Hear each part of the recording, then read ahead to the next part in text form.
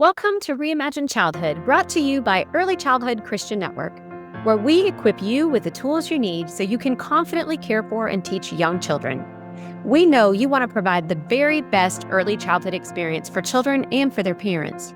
But sometimes you feel frustrated and ill-equipped because the training that's required is not interesting, or it's just not applicable to your daily needs in the classroom. In every episode, we reveal practical, applicable strategies to use in your classroom that will create a lasting impact and will help children build the foundations they need for a lifetime of success. It's time to reimagine our approach to childhood. I'm your host, Monica Healer. My guest on the podcast today is Christa Ratcliffe. Christa is a dedicated educator with a passion for teaching music and sharing the love of Jesus with young children.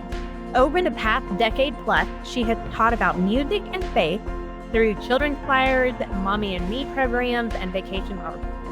She's currently the chapel and music teacher at Little Lights Preschool, part of Austin Baptist Church. Christa earned a master's in theological studies from Gateway Seminary, providing a strong foundation for her current ministry. She enjoys playing her guitar, geocaching, and spending quality time with her family and her little dog named Molly. We're talking today about spiritual formation in our youngest children. You'll hear Christa's passion for developmentally appropriate, biblically sound teaching, even for our very youngest students, babies and toddlers. So even if you don't teach in this age group, I hope you'll listen in to the conversation about the importance of being intentional in our everyday interactions with young children. It could matter for their eternity. Let's dive in. Welcome to the podcast today, Christa. I'm so excited about our conversation today. Oh, I'm thrilled to be here. Thank you. Even before we hit record just now, your passion comes out for spiritual formation in young children. So I want you to talk a little bit. You were just talking about it. Talk a little bit about how important it is, just the basic needs that we're meeting in young children. How is changing a diaper, holding a crying baby, wiping noses, feeding, how does that relate to spiritual formation at all? The very first thing we can do to start that process, even in the very youngest babies, is to build that relationship with them, that caring relationship, the love, the trust, the security they feel, because we're modeling what Jesus would have done.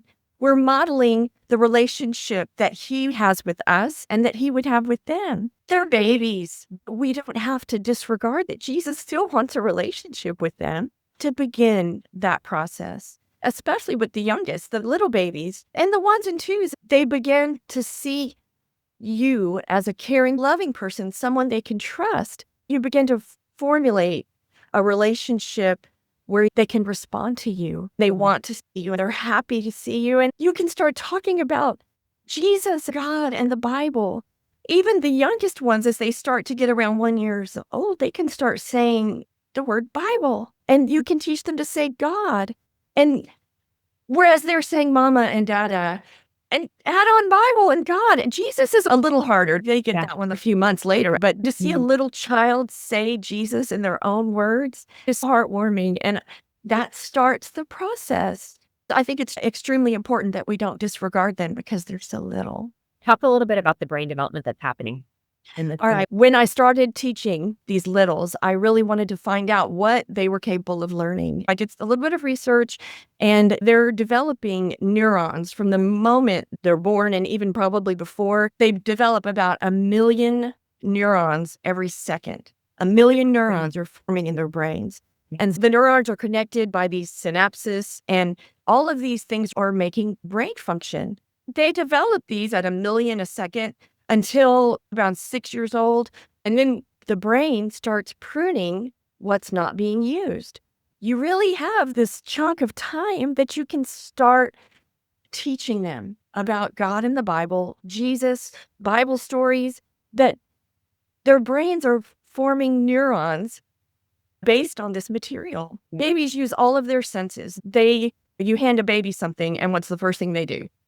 Put it in their mouth. Yeah, their mouth is one of the ways they learn and they figure out different things, but they also have the sense of touch and sight. When you see a baby and you walk in, they recognize you or you're smiling. Every time they see someone, they develop neurons in a positive way. You can teach them these basic faith-based foundations just from talking about it. We teach them when they're babies, colors, numbers, animals, different sounds, different things that they can touch. So if they're building neurons based on those things, why wouldn't we want to teach them about Jesus and the Bible and God so their neurons can be based on that too? I am very passionate about it because I sometimes think that the littlest of us are, as far as spiritual formation goes, we just wait. Wait, they need to be a little older because they're not going to remember it. They're not going to understand, but they're still developing neurons. And why I just think it's a great thing that we could teach them how to say Bible. We can show them different Bible stories and talk about it when they're so little. I think the ability to really strengthen those neural pathways early in life, right? Like we know that the more you use them, the stronger they become. So if we start at birth or before, in early childhood, we're not going to have these babies before they're born, obviously, but we will have them in our centers starting early. Some of our centers start taking babies at 6 weeks, some a little bit older, and then some not until they're 1 or 2. But regardless of when we get them in our environment, we should be just bathing their little brain in God. This is God loves you. God made you. Look at all the beautiful things that God made outside. Like every moment that we can infuse a God conversation, strengthen those neural pathways for them so that when they get older and the brain starts naturally pruning the things that aren't being used, the things of God, I hope and pray that we've ingrained them so deeply in those neural pathways that they're always being used because we're putting things in their brain like Jesus loves me. We've seen it in Alzheimer's reports. Those are the things that even in the end of brain function, where the brain is pruning everything out, God music for some reason stays. Right. Until the very end. If we can make that connection really strong, starting at birth, why wouldn't we? I feel like we're not fulfilling our God calling our lives if we don't do it. I really feel that strongly about it. If we don't do it, I actually think we're disobeying God. I agree.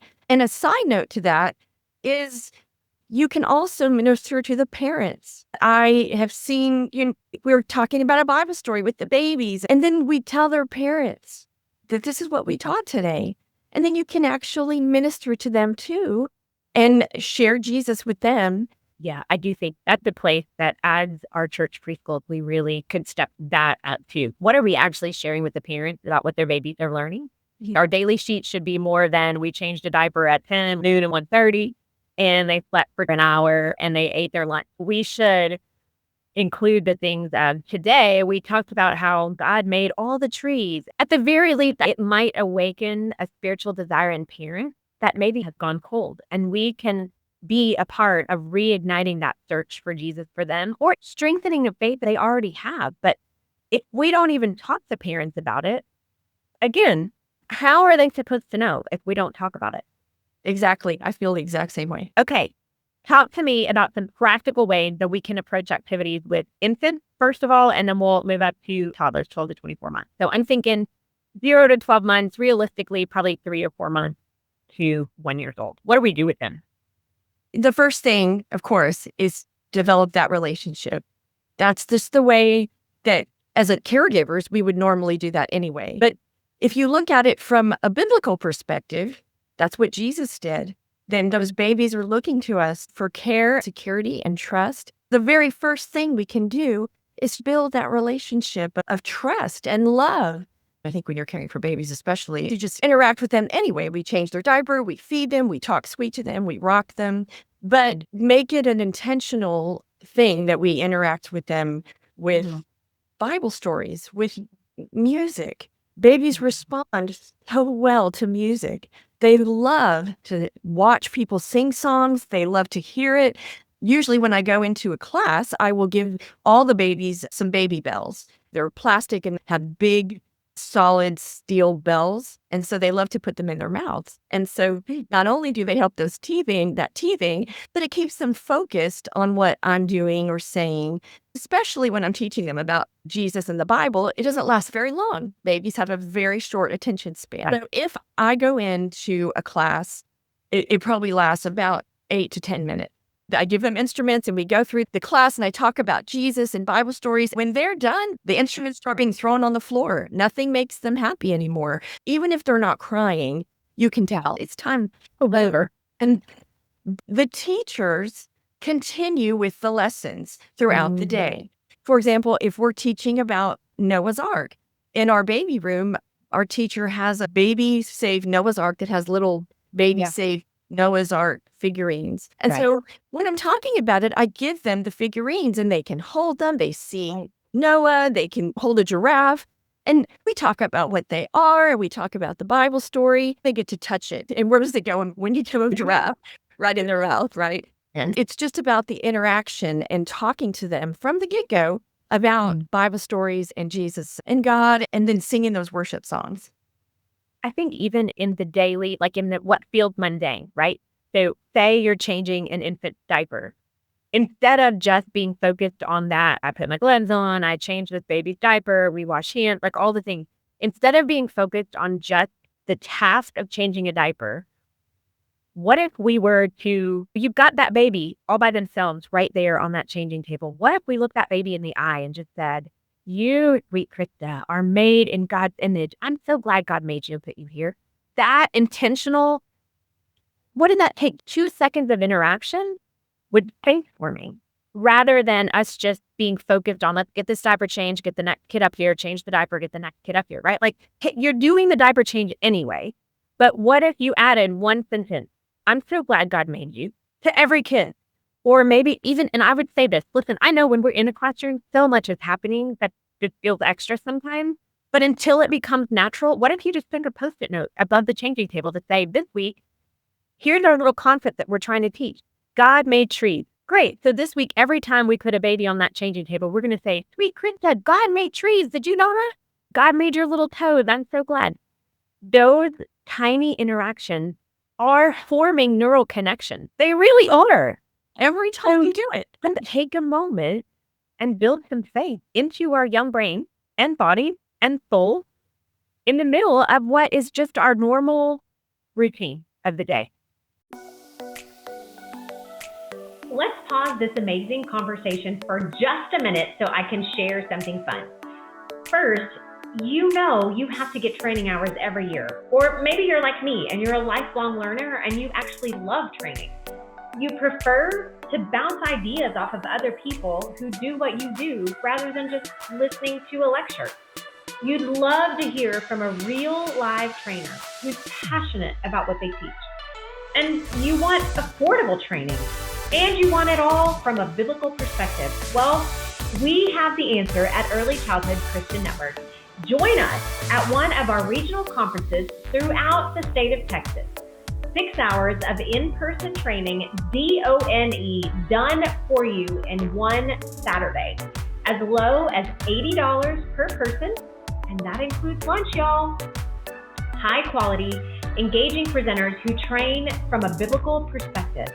We're coming to a city near you. Tyler, Lubbock, Bryan College Station, Houston, and San Antonio in this season. Go to earlychildhoodchristiannetwork.com and click on events for all the details. While we love connecting with you on this podcast, it would be even better to connect with you in person soon. Let's get back to our conversation. I totally agree. And it also gives a different perspective from the caregiver. When a caregiver is focused on just doing the thing and just changing and feeding, that's what they're for. They're supposed to do all those things. But the caregiver is talking to the baby about God while they're being changed just for a quick second. It changes the perspective of what is really important at that point. I do think it changes your priority. I know that this doesn't always come natural to everyone. And we might have to practice until it does. But eventually it does. Use the trick. Put a Post-it note above your changing table. There is no shame in that, and there's no judgment for that. Do it. I have Post-it notes literally all over my house to remind me about things. I have one right here above my camera that says, you will keep in perfect peace those whose minds are steadfast, because I'm walking through a stressful season right now. There's no shame in reminding yourself about the truth of God and also sharing that truth, like reminding yourself to share it. I'd encourage you as teachers, do what you need to do to remember. God honors your attempt. I really believe that. God honors our attempt to be faithful to him. What about toddlers? 12 months to 24 months. What are practical things that we can do? You can do what you do with the babies, but just do it to a more extent. They sit longer, they listen longer, they want to see more. Some of them can point and they want to do more things. You can start with that relationship. You can start developing that trust and care for you so they feel secure and safe. That's what Jesus would do. A lot of times I envision what Jesus would do with each one of these children. He would hold them and care for them, and the love that poured out of him would just be overwhelming. And so that's how we should look at each one of them, like Jesus looks. And there are days that are hard, but for the most part, with that caring and loving attitude, you can start developing that relationship. Intentionally work with each one to share Jesus and help them practice saying words. They're starting to talk. And like I said earlier, the easy words to say are Bible. They're already getting those M sounds and P's and bubba. And so they can actually say Bible, and it's beautiful when they do. They can say God. Jesus is a few months more down the line, but many of them try. And so they're trying to say these words, and it's really neat, but you have to be intentional. If you're teaching a baby how to share and play fair, those are also biblical things too. But you can go a step further, and the stories that you read are from the Bible. The concepts like sharing, caring, and love, and saying I'm sorry even. You can start those. And babies respond well.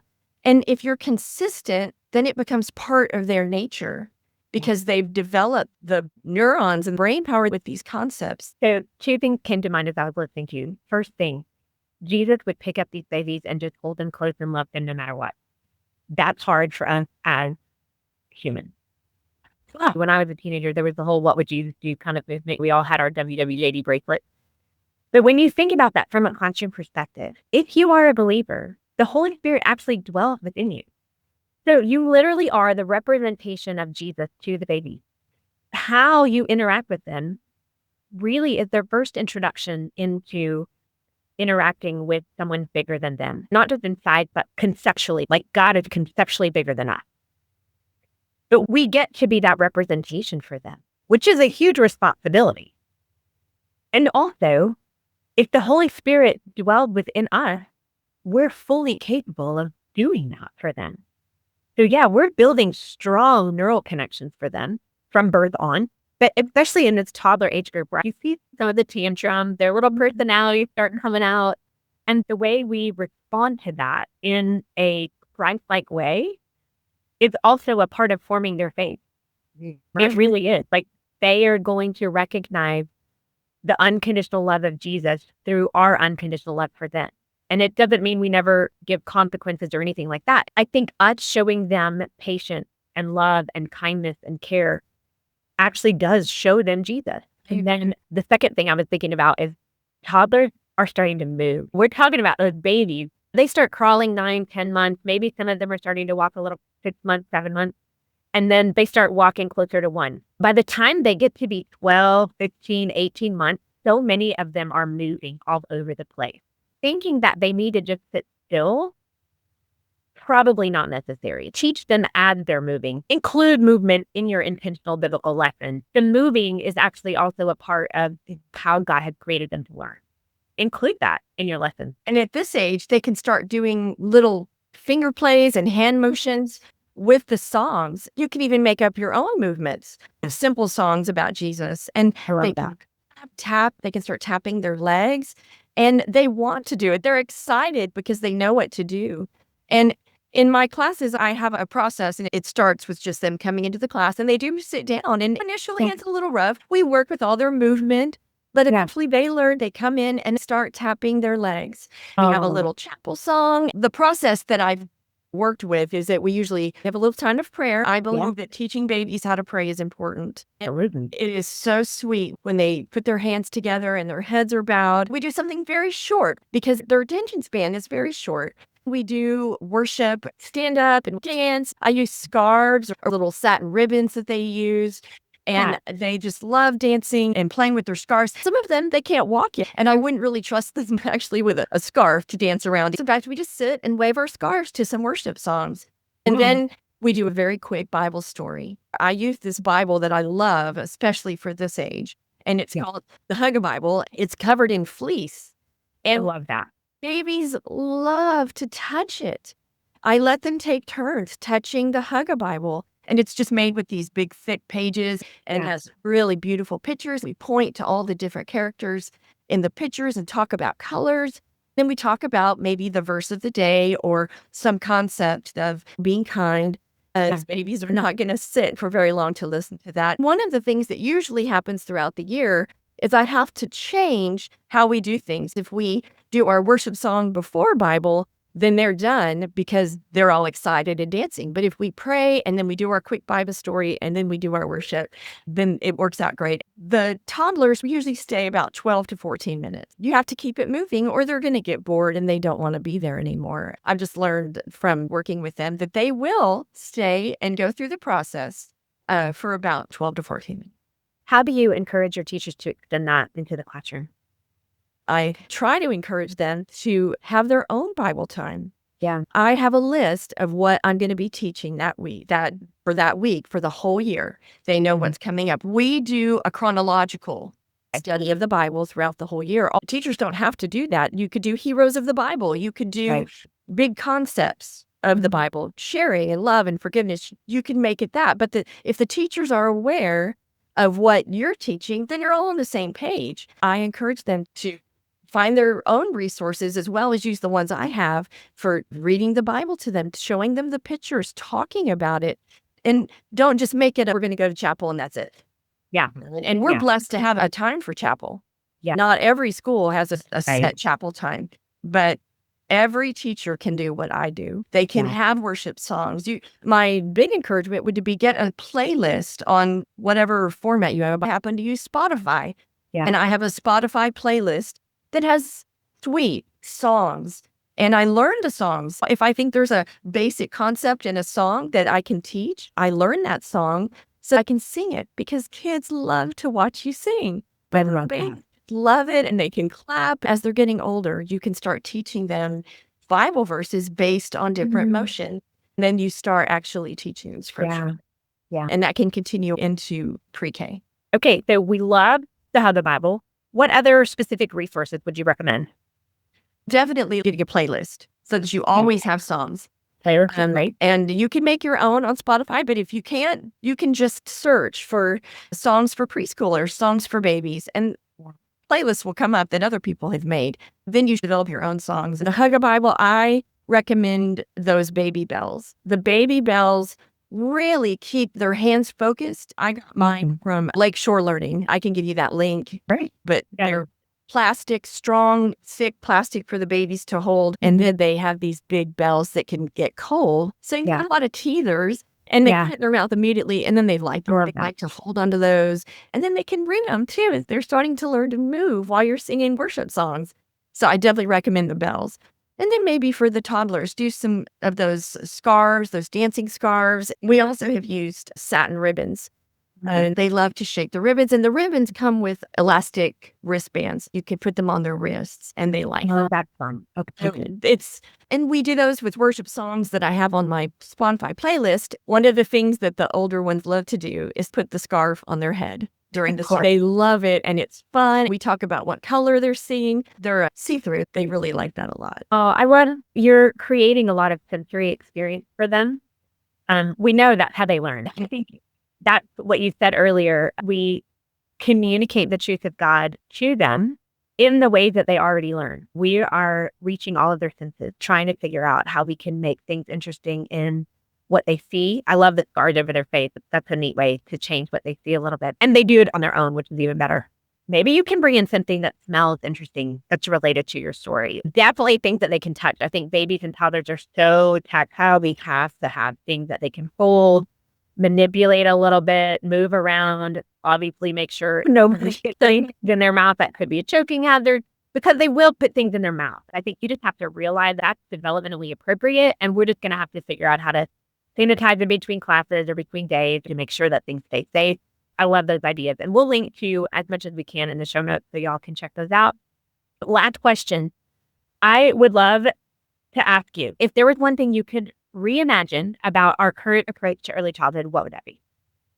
I thought about this, and I really feel like the mindset changes to realize that these littles should not just wait to hear about Jesus, and they should not just wait to have their faith formation beginning, that we have a big opportunity to start pouring into them about the things of God.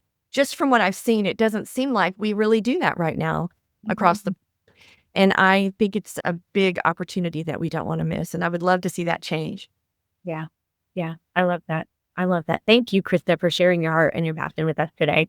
Thank you. If you couldn't tell, I loved this conversation so much. So often I have underestimated the importance of the work that we do, not just in our instruction of young children, but in our interaction with young children. Spiritual formation isn't just about the Bible story for the day or chapel lesson for the week, but rather true discipleship happens mostly in everyday interactions. How we speak to them, what we talk about, how we respond to tough situations, that's where spiritual formation is happening, both good and bad. My challenge to you with this episode, think through your daily interactions with the children in your classroom. Where could you sprinkle in a little more Jesus conversation? Put a Post-it note in that area of your classroom and remind yourself to do it until it becomes a part of your natural routine. These small things are actually huge in the spiritual formation of young children. There's no reason to wait until they're older, and there's no reason to wait until you're more comfortable. Even if you only know one psalm, or one Bible verse, or one biblical concept, challenge yourself to teach that one thing to the children in your classroom, then learn something new and teach that. I encourage adults regularly to read through a children's Bible. Sometimes the simplicity of a children's Bible will awaken a new sense of faith in you too. We've linked to the resources that Christa mentioned in the show notes. Check those out when you have time. You are making an eternal difference. Don't miss it. Thanks so much for listening to this episode of Reimagine Childhood with Early Childhood Christian Network, where you'll get practical ideas to implement in your classroom today. You might even be challenged to change your mind about a few things, and you'll always be reminded that your work matters. If you love this episode, would you subscribe and then share it with your coworkers, friends, and family? You can connect with us on a regular basis on Instagram at Early Childhood Christian Net. That's Early Childhood Christian Net. And on Facebook at Early Childhood Christian Network. Remember to visit our show notes for more great resources. We're so glad you're here. See you next time.